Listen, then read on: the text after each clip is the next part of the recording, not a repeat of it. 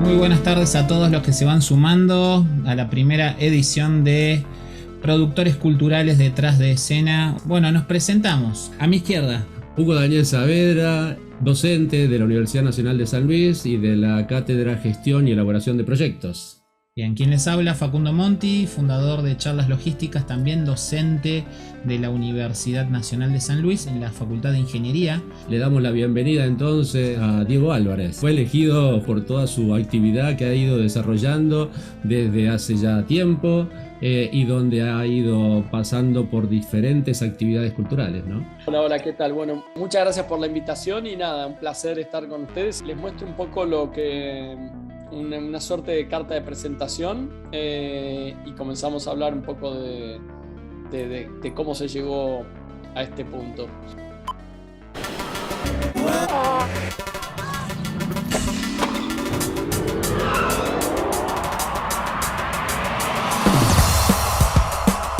Somos una suma de cosas que cuesta explicar, a veces solo se siente. Tiene que explotar en el espacio eso.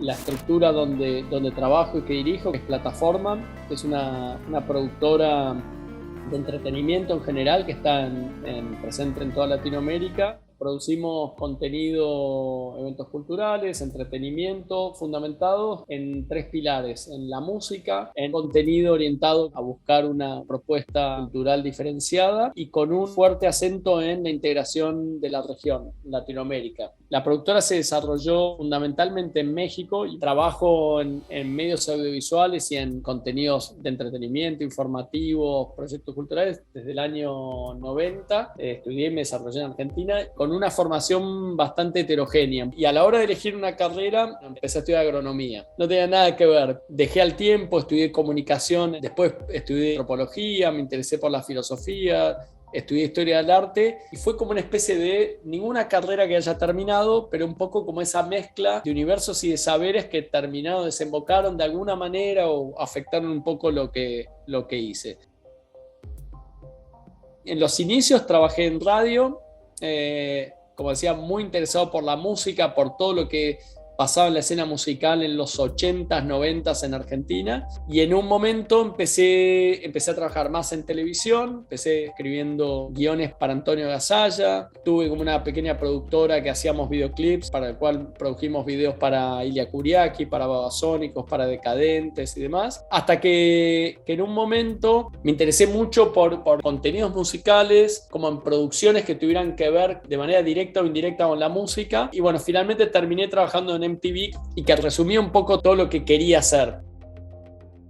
Comencé una aventura independiente, fundando la Plataforma, que es la productora desde la cual vengo desarrollándome hace ya 17 años. Tenemos una oficina en Argentina, tenemos una oficina en Brasil y actualmente manejo la productora desde Miami. Y empezamos a generar distintos proyectos que nos iban acercando cada vez a la música y tuvimos como oportunidad de acercarnos tanto a talento local como a talento internacional que pasaba por Ciudad de México.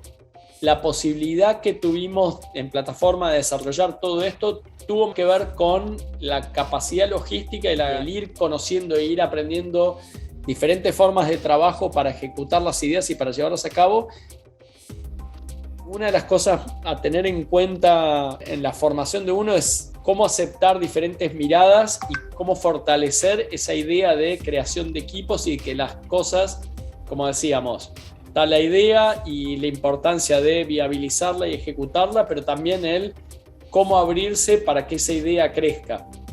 Es más lo que sucede de acuerdo a necesidad que las sociedades estables. Hay ciertas productoras que hacen muchísimos award shows, pero ni siquiera ellos tienen estructuras estables porque no lo soportarían. Lo que sí es tener como una estructura mínima de lo que llaman, no sé, production management o administración de producción. Alguien que sea la persona que sea como el conector de todo esto. hay templates, o sea, hay ciertos organigramas y charts para hacer diferentes cosas y la verdad que ante cada proyecto trato de buscar referencias, como también me pasa que en los últimos años estamos trabajando en proyectos de ficción, de desarrollo de series, y ahí hay saberes estables en los cuales vos buscás y hay manuales en los cuales como decís, bueno, mira, tiene que estar el production manager, los días de scouting son tantos, los días de preproducción son tantos, e ir buscando de acuerdo al proyecto el modelo ideal. No hay un manual de todo, pero sí es buscar en cada uno una referencia, un ejemplo y tratar de buscar cómo se trabaja. Sí, y te digo que es el más clave de todo. Desde hacer una buena previsión de cash flow, ¿no? Como de la administración del cash o del dinero, de los recursos en el correr del proyecto. Y obviamente antes de eso, ponerle el precio justo. Por lo menos yo privilegio el hacer que al cómo. Entonces a veces es como que digo, bueno, dale, no tenés tanto, bueno, veo a ver cómo lo arreglo. Obviamente a todos le pasa. Para poner un ejemplo, tuve la chance de estar en una charla que hizo uno de los productores, el showrunner de Narcos, de la serie. Y lo que decía es que él vendió el proyecto con un director brasileño llamado José Padilla. Entonces fueron a vender la idea, decían, mira, más o menos necesitamos esta plata, ya hicimos el análisis, es eso. Llegaron al estudio y le dijeron, no, pero tenemos 40. Lo cual no está mal. Decía, bueno, agarremos por esto. Y el otro dijo, no hay problema. Si no tienen los 60, no, yo ahora tengo una película, no me interesa, no hay problema. Y el otro decía, no, agarremos por 40. Y quizás ahí es donde uno tiene que medir cómo tomar o cómo avanzar con un proyecto. Después te dice, mira, tengo la mitad. Bueno, pero es otra cosa la mitad. Que es súper difícil. A mí me cuesta, a todo el mundo nos cuesta porque por lo general estamos en un área, en una disciplina que nos gana más la pasión y tiene que ver, y esa cosa de que hacemos algo que casi es nuestra profesión y nuestro hobby. Queremos hacerlo y tenemos voluntad y poner la cabeza fría y pensar todo lo que implica, primero hacer una buena planeación y si a la hora de querer ejecutarlo no tenemos todos los recursos, que a veces no es solo dinero, entonces todo el tiempo pensar eso, pensar en cómo llegar a buen puerto.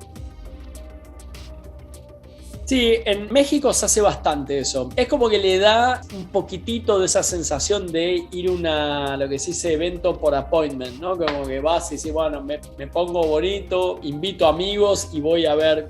Me parece que es irreemplazable la experiencia en vivo. Y hay experiencias intermedias. En 2 proyectos que hicimos, por ejemplo, nos pasó de trabajar con una banda que se llama Slipknot. Su público principal estaba en México, vinieron a México, entonces nos juntamos con la banda, hicimos como una suerte de película y se estrenó en cines de todo el mundo al mismo tiempo. Se llama Day of the Gusano. Hay algo ahí de estar como buscando fenómenos de entretenimiento que no sean estrictamente ni el mediado completamente ni el presencial o físico de interacción directa. Uno de los proyectos paradigmáticos de la productora fue este show que hicimos de Metallica en la Antártida, que fue hace casi 8 años. Y se puede contar desde el final, y es ese título, pero todo lo que llevó ese proceso y el aprendizaje y la suma de las voluntades y de los saberes es lo que lo hizo posible. No se puede atribuir a una sola persona, ni a una sola unidad, ni a una sola idea. Y de hecho, la idea no es ninguna idea. Trabajábamos en México a partir del año 2009-2010. Hubo un furor en lo que fueron los streamings de alto perfil, de shows internacionales y demás. Las marcas empezaban a invertir más dinero en relacionarse con artistas y con actos internacionales que pasaban por la ciudad. Entonces vieron que era una oportunidad. Y era como todo un aprender, porque ni siquiera las marcas sabían realmente el impacto que se iba a poder tener efectivamente en el marketing de sus marcas. Nosotros, plataforma, nos convertimos en una opción para llevar adelante estos proyectos. Empezamos a trabajar con 3-4 marcas como de alto perfil en México, tratando de buscar una idea de excelencia en la realización. Empezamos a pensar ideas o cómo hacer crecer ese segmento. Apareció el contacto con la División Antártica Argentina, que tenían interés en visibilizar la función de la Antártida en general. Dijimos, bueno, nosotros hacemos música, intentemos hacer un show o a ver si se puede hacer un concierto desde la Antártida. Intentemos hacer algo más, hacer un concierto en vivo. Y ahí es como que empezamos como a juntar. Y después dijimos, ¿quién va a tocar? Y el título final de, bueno, hicimos un proyecto, fue Metallica en la Antártida, fue lo último. no fue la idea. Primero fue la necesidad de alguien o de una división o de una entidad científico-cultural, aunada con una necesidad de promoción de una actividad que no necesariamente es comercial, juntada con una necesidad comercial que era una marca de publicitarse. Y después, por último, apareció la banda. Me parece que a Metallica le va a interesar. De cómo se acomodó algo que tiene un alto perfil, que parece una idea, y la verdad no es ninguna idea, sino como una especie de unión de un montón de voluntades, de necesidades y de pequeños accidentes.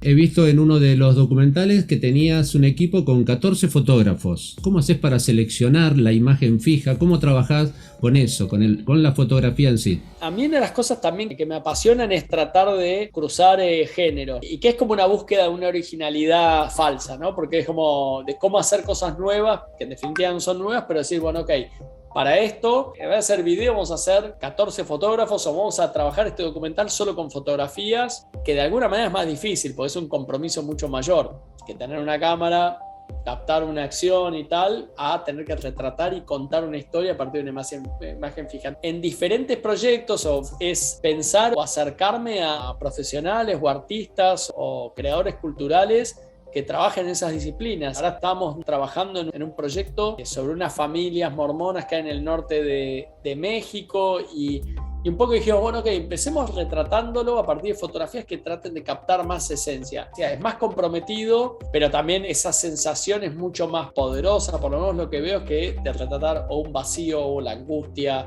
en algo que sea fijo y que sea como una imagen plasmada. ¿Cómo hago para elegirlo? Dependiendo del proyecto. Puede ser que elija gente como de un mismo lugar y que, oh, mira, esta gente que viene de esta escuela de fotografía, o elegir a alguien a partir de un trabajo específico que venga haciendo. La foto de crónica, la foto de moda. Y en general eso, cruzar mundo de la foto fija o de la imagen fija, la imagen en movimiento, o del diseño gráfico o el diseño editorial al mundo del video y viceversa. Con dos metodologías, uno más estándar, que es recurrir como a los mecanismos legales o de asientos de propiedad intelectual. También hay organismos internacionales con los cuales puedes registrar algo para que más o menos quede como una especie de paraguas legal. Y la otra, y creo que es la que más uso, es definir la idea al punto de mayor definición o asegurarme un acceso diferencial. La mayoría de las ideas que estamos trabajando perfectamente las puede hacer quien sea. Y la única diferencia es que la hagamos nosotros o ellos. El tema es cómo llegar con un producto como más definido. Decir, bueno, ok, cómo buscarle un ángulo original, cómo dotarlo de otras cosas. La idea a veces es la materia prima. Esa materia prima es común. Lo importante es cómo dotar esa materia prima de diferentes procesos que la diferencian. Más allá de tu hacer, seguramente estás metido también en las políticas culturales de cada uno de los países en los cuales estás trabajando. ¿Qué es lo que propones, quizás con relación a otros países? ¿Qué políticas culturales crees que hay que implementar en la Argentina para poder llevar adelante todas estas propuestas culturales que muchos de los que están presentes tienen en su cabeza, ¿no? No tengo certezas de políticas culturales específicas. Veo políticas culturales en diferentes lugares del mundo que funcionan y sobre todo miro las que se sostuvieron por más tiempo. Me pasó mucho que en un momento en Argentina yo veía como que había todo un movimiento y decía, qué lástima que se esté desaprovechando, porque en el punto es el éxito de las políticas que se sostengan en el tiempo y que pasen de administración en administración. Por ejemplo, acá en México hay como una política cultural que a la cultura de medios, de la cultura editorial, es como en esta administración no le están dando tanta atención y le están dando atención a los bienes culturales que se vinculan con los pueblos originarios que habitaron el país. Y hay partes que están buenas, pero después si vos no tenés una consecuencia y no tenés un principio de consenso entre las diferentes fuerzas y los diferentes organismos culturales o actores culturales, es difícil que después se mantenga, o va a venir otro a decir, no, mi prioridad no son los pueblos originarios y es que haya cine internacional que pueda competir en cualquier festival del mundo. Es una mezcla. Se trata de hacer un equilibrio entre cosas que sepas que tenés un recurso asegurado, pero gran parte, te diría como el 50-60% es poco a riesgo. En el caso de la plataforma, la productora, somos poquititos y es una productora independiente, pero un poco es como ir como orejeando hasta dónde te da y hasta dónde no, y dónde detenerte y dónde invertir de más y qué invertir, ¿no? Decís, bueno, invierto en investigación, en asegurarme una propiedad intelectual, como en el caso, no sé, los derechos de un libro, por ejemplo. Lo que sí recomiendo, lo que decía antes, tratar de arropar las ideas y los proyectos de manera que se muestren como uno lo ve, con esa proyección. Soy súper sincero, no interactué mucho con ellos, o sea, fue hacer el show de ellos en River, y pasa mucho que a veces que cuando el artista tiene el show muy armado, a veces como que diga, bueno, mostrarnos tal como somos, como en otras bandas que me dijeron, quiero que sea así, o que tengo más un ida y vuelta.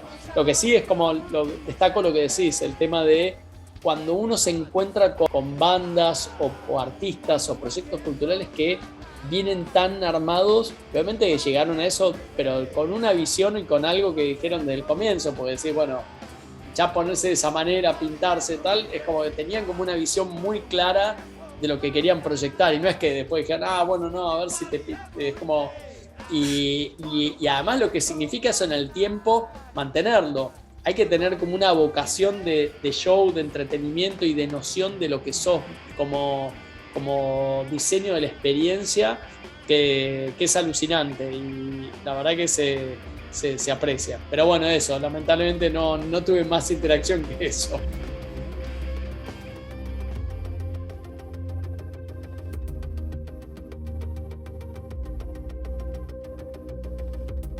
No hay un área especial, porque somos una estructura pequeña. Había una persona que había trabajado con organismos gubernamentales, que trabajaba con nosotros en ese entonces, que fue quien hizo toda la vinculación inicial. Nosotros habíamos empezado a trabajar con ellos, habíamos mandado una persona para documentar ciertos proyectos que están sucediendo 2 años antes del show, y después hubo la persona, el encargado de la parte legal o que nos asiste en las partes legales, como se involucró y conocía de derecho internacional. A pesar de que no había regulaciones para eventos, nos tuvimos que atener como a todas las regulaciones del territorio, ¿no?